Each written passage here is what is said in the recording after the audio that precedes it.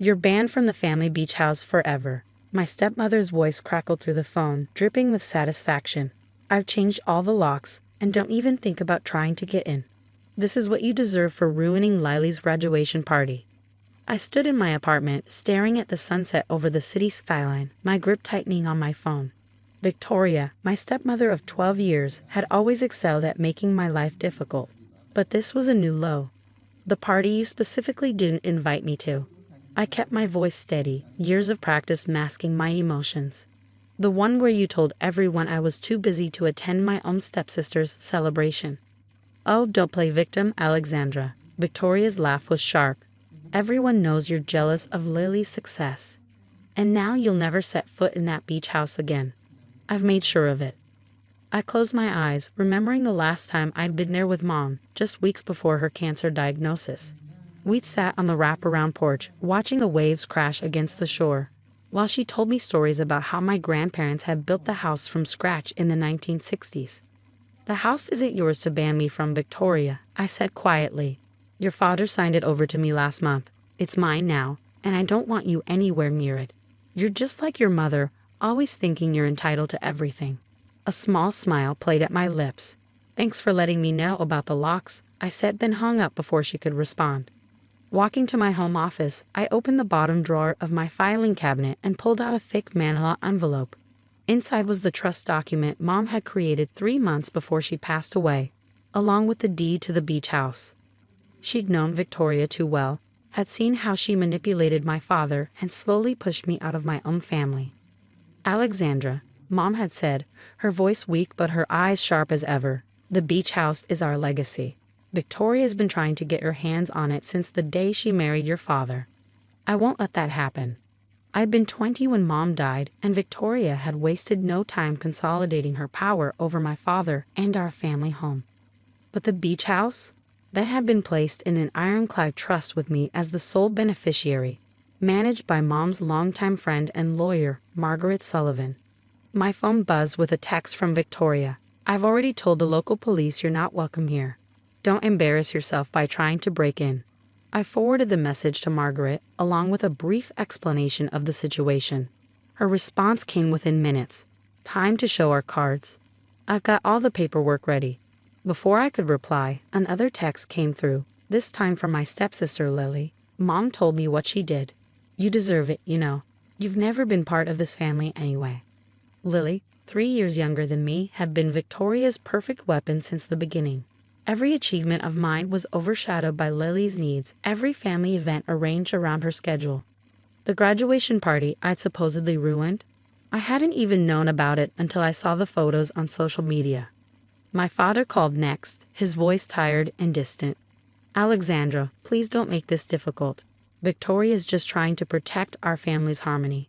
By banning me from my own family's beach house, I asked, the house Mom's parents built? Victoria says you've been causing problems. Maybe it's better if you just give everyone some space. I thought about the trust documents in my drawer, about Mom's foresight in protecting our family's legacy. Don't worry, Dad. I won't cause any problems. I'll handle this my way. After hanging up, I booked a flight to coastal Massachusetts for the next morning. It was time to pay the beach house a visit, but first, I had some calls to make. An hour later, I sat at my kitchen table with a cup of tea, making notes as I spoke with Margaret. We outlined every detail, every legal document, every step needed to reclaim what was rightfully mine. Victoria had no idea what was coming. The local police have been notified, Margaret assured me. I've sent them copies of the trust documents and deed. They understand you're the legal owner and will assist if needed. I thought about Victoria's smug voice, her certainty that she finally won. She'd spent years trying to erase Mom's memory from our lives, replacing family photos, redecorating rooms, even trying to convince my father to sell Mom's beloved garden nursery. But the beach house? That was different. That was sacred ground. One more thing, Margaret added. I've documented all of Victoria's attempts to access the trust over the years. The judge will be very interested in seeing those records. I ended the call and walked to my window, watching the city lights flicker to life as darkness fell. Tomorrow, I would stand on that wraparound porch again, breathe in the salt air, and reclaim the piece of Mom that Victoria thought she could steal. My phone buzzed one final time. Another text from Victoria. I'm having your mother's roses removed from the garden tomorrow. Time to let go of the past. I didn't respond. Instead, I packed my bag, carefully placing Mom's trust documents inside along with the old photos of us at the beach house. Victoria thought she was erasing history, but she was about to learn that some legacies can't be stolen. As I set my alarm for the early morning flight, I smiled, remembering Mom's words from that last summer. Sometimes, sweetheart, the best revenge is simply standing your ground and letting others realize how badly they've underestimated you. Tomorrow, Victoria would learn exactly what that meant. The early morning fog rolled in from the ocean as my Uber pulled up to the beach house. Through the mist, I could see Victoria's red Mercedes parked in the driveway, right where Mom's garden shed used to be. New security cameras blinked from the corners of the house, and a large "No Teorias Passenger" sign had been posted at the entrance. Perfect timing. Before I could even step out of the car, Victoria burst through the front door, her designer workout gear a stark contrast to the weathered charm of the old house. Behind her, Lily filmed everything on her phone, probably ready to twist the narrative on social media. I told you you're not welcome here, Victoria shrieked, marching down the shell-lined path. I'm calling the police right now. Please do, I replied calmly, pulling my suitcase from the trunk. In fact, I already called them myself. They should be here any minute. Victoria's face reddened. You entitled little. The sound of police sirens cut her off. 2 patrol cars pulled up, and Officer Sarah Martinez, whom I'd spoken with last night, stepped out. Mrs. Harrison, Officer Martinez addressed Victoria. We received your complaint about trespassing, but there seems to be a misunderstanding. Ms. Alexandra Parker is the legal owner of this property. That's impossible, Victoria sputtered. My husband signed the deed over to me last month. I pulled out the trust documents. Dad couldn't sign over what wasn't his to give. Mom put this house in a trust before she died. I'm the sole beneficiary. Lily lowered her phone, her smug expression faltering. Mom, what is she talking about? Officer Martinez reviewed the papers. These documents are clear, Mrs. Harrison. Miss Parker owns this property. Any attempts to bar her from entering could result in criminal charges. Victoria's perfectly maintained facade cracked. This is ridiculous. James, she screamed toward the house. James, get out here now. My father emerged, looking smaller somehow, more grave than I remembered. His eyes widened when he saw the police cars. Dad, I said softly, did you even read what you were signing when Victoria asked you to transfer the house? He shifted uncomfortably. Victoria said it would be better for the family, that you were too busy with your life in the city to care about maintaining the property. Too busy? I pulled out my phone, showing him photos from my regular maintenance visits over the years. I've been paying for the upkeep, the taxes, everything. The trust has covered all expenses since Mom died. That's why none of your attempts to change the utilities into your name worked, Victoria. I added, watching realization dawn on her face. You never had the authority. You manipulative little. Victoria started toward me, but Officer Martinez stepped between us. Mrs. Harrison, I suggest you step back and contact your lawyer. Any physical threats will be taken seriously. Victoria's lawyer arrived 30 minutes later, his face falling as he reviewed the trust documents. I watched from the porch, Mom's porch, as he explained the situation to Victoria and my father. The trust was ironclad. Not only was I the legal owner, but Victoria's attempts to claim ownership could be considered fraud. The locks need to be changed back, I announced, standing up. And the security cameras need to come down. They were installed without the property owner's permission. You can't just throw us out, Lily protested. This is our summer home. I looked at my stepsister, seeing not the confident bully she pretended to be, but the scared girl who'd always hidden behind her mother's protection. I'm not throwing anyone out, I said. This house has always been a family home, but it's my family's legacy, and I won't let anyone erase that. Victoria stormed off to her Mercedes, peeling out of the driveway in a spray of gravel. Lily followed shortly after, but not before giving me a look that held more uncertainty than anger. My father lingered, staring at the rose bushes Mom had planted along the walkway. I never knew, he said quietly. About the trust, about you maintaining the place, Victoria said. Victoria said a lot of things, Dad, I interrupted gently. Maybe it's time you started questioning them." He nodded slowly, tears in his eyes. "Your mother would be proud of you, standing your ground like this." "I learned from the best," I replied, watching as he walked to his car. As the property manager arrived to change the locks, I walked down to the beach, letting the salt air wash over me. The waves crashed against the shore just as they had that last summer with Mom, constant and unchanging. My phone buzzed with a text from Margaret. "Everything go okay?" I smiled, taking a photo of the ocean view and sending it to her. "Better than okay. I'm home." The fog was lifting now, revealing the crystal clear blue sky Mom had loved so much. Victoria had tried to steal this piece of my history. But some things couldn't be taken. They had to be earned, protected, and cherished. Just like Mom had taught me.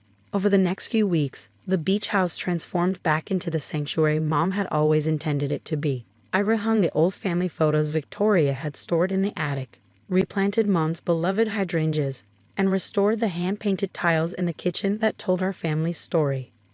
Victoria, predictably, wasn't going down without a fight. Her lawyer sent threatening letters, which Margaret handled with professional precision. When that failed, Victoria tried turning the rest of the family against me, spinning tales about how I'd stolen the house from under her. But something unexpected happened instead. One sunny morning, as I was repainting the porch railings, a tentative knock caught my attention. There stood Lily, looking unusually uncertain without her mother's shadow looming over her. "Can we talk?" she asked, fidgeting with her car keys. I set down my paintbrush and gestured to the porch swing Mom had installed when I was 12. We sat in awkward silence for a moment, listening to the waves.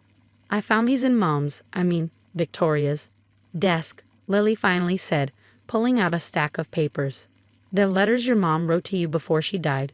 Victoria never gave them to you." My hands trembled as I took the letters, recognizing Mom's elegant handwriting. "Why are you showing me these now?" Lily stared at the ocean. "Because I'm starting to realize that maybe everything I thought I knew about our family isn't exactly true." "Dad's talking about divorce," Lily admitted. "And I owe you an apology. All those years, I believed everything Mom said about you being jealous and vindictive. But you were just protecting what was rightfully yours." I thought about all the missed family dinners, the excluded holiday celebrations, the carefully orchestrated events designed to keep me on the outside. "It was never about the house, Lily. It was about preserving Mom's memory." "I know that now," she said softly. "Those letters, your mom wrote about how much she loved you, how proud she was. Victoria kept them from you because she couldn't stand the thought of anyone else being more important than her."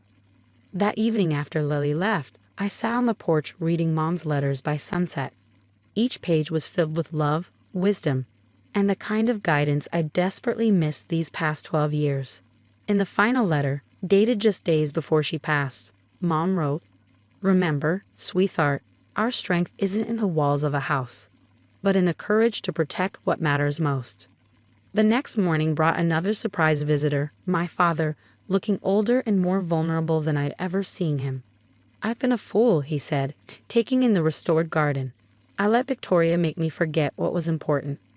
"Your mother? She would be so disappointed in me."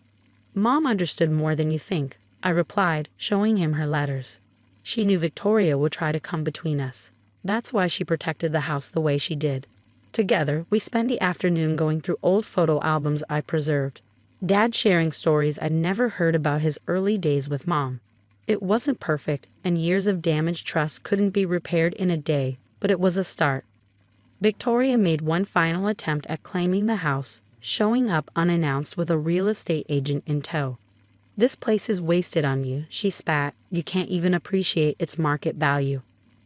I stood in the doorway, feeling Mom's strength flow through me. "You're right, Victoria.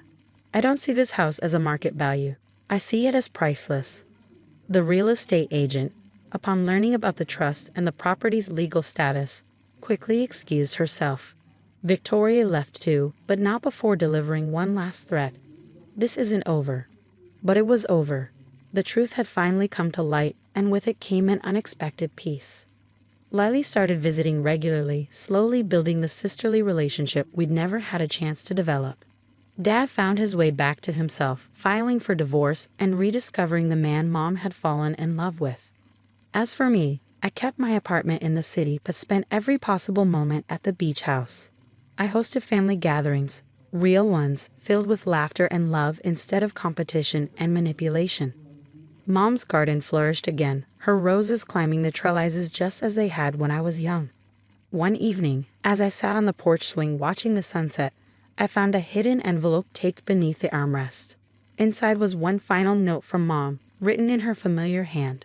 My dearest Alexandra, if you're reading this, it means you found your way back home. I knew you would. You've always been stronger than anyone gave you credit for. This house isn't just wood and stone. It's our history, our love, our legacy. Take care of it, sweetheart, but more importantly, take care of yourself. You are my greatest achievement, and don't let anyone ever make you forget that. All my love, Mom. I held the note to my heart, listening to the waves crash against the shore.